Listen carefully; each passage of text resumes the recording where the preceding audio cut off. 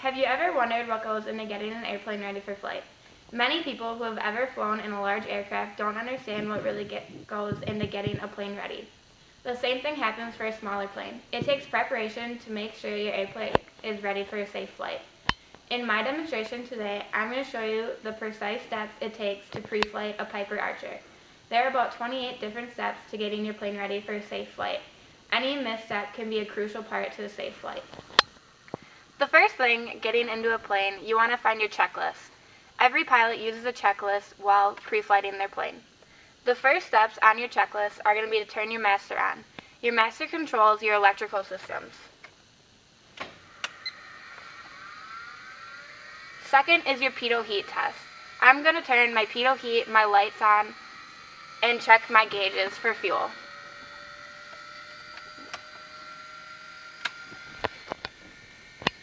Now that I'm outside the plane, I'm going to check my stall horn, my pitot heat, and my lights to make sure that all working. My stall horn, you should be able to hear a little horn to make sure that you're not in a stall. My pitot heat is located underneath the wing, and it's going to be warm to make sure that if there's any case of icing, that it'll melt off.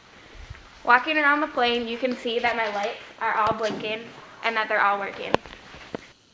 Back inside the plane, now I'm going to shut off my master. This ensures that all my lights, pitot heat, and electrical systems are off. Next, I'm going to check my flaps.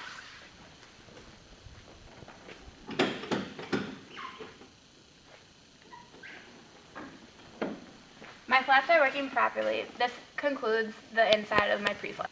Now I'm going to start the exterior pre-flight. This, you want to make sure all things are secure and proper for flight. You want to make sure that your flaps are locked and that they're not wiggling. Next, you want to check your ailerons to make sure that they're free of motion. You also want to make sure that all bolts are secure on the wings.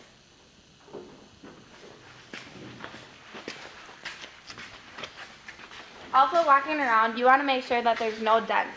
This could cause for unsafe flight. Underneath, there are sumps. This is a sump cup. When you sump your plane, you want to make sure about a quarter of this will be filled with gas. When you're looking at your gas, you want to make sure that there's no crud or any water in your oil or in your gas.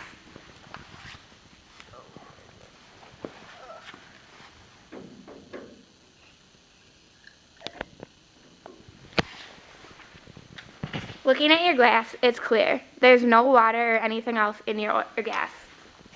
When you're done, you want to put it back into your gas tank.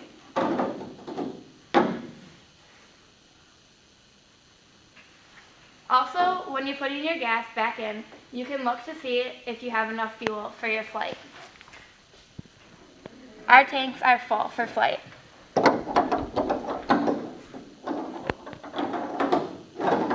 You want to make sure that your gas caps are secure.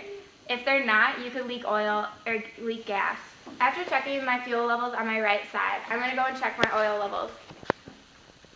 The oil is a crucial part of the plane. We run it around 6 quarts. Anything between 5 and 7 is good. This right now is running between 6. After screwing the stick back in, you're going to look inside the oil cap for any oil spillage. This could cause the engine to malfunction. Once done, you want to close your cap. Some pilots forget to close your cap, and during flight you can see this flapping open and it can actually break off in flight. Next, I'm going to check my prop. This is an important part. You want to make sure that there's no chips or any strainage on the prop. Next is the spinner. The spinner, if it gets cracked, it can also mess with the prop. You want to make sure that all the bolts are on properly. The next big thing with checking your prop is the air intake. In the winter, some birds or even mice like to get inside and make nests that they call their homes. Also, in front of the plane, I'm going to check my tires to make sure that they're all inflated.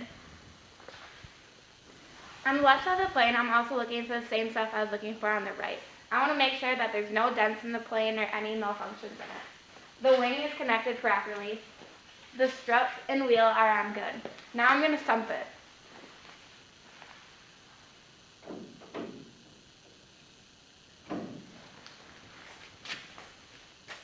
The gas is clean and there's no other extra water in there. My fuel levels are good. My fuel is full for this flight.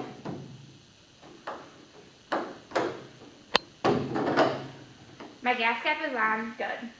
I continue on the wing to make sure that there's no malfunctions or rivets in the wing. The lights are on properly and secured.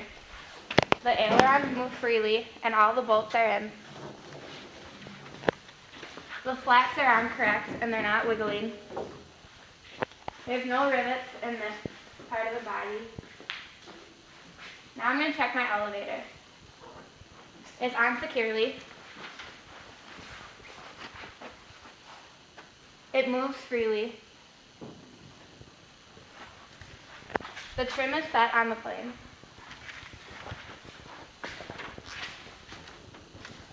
And it's on this side too. Now I continue up the right side of the plane to make sure that there's nothing wrong. The last step of my pre-flight is to make sure that the baggage is closed.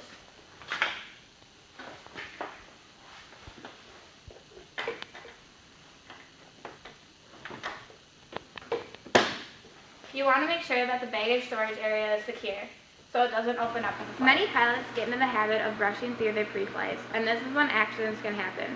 By doing your pre-flight thoroughly, you can prevent an accident from happening and be able to enjoy a stress-free flight. Now that all parts of my pre-flight are done, I'm ready to go flying. Enjoy your next flight.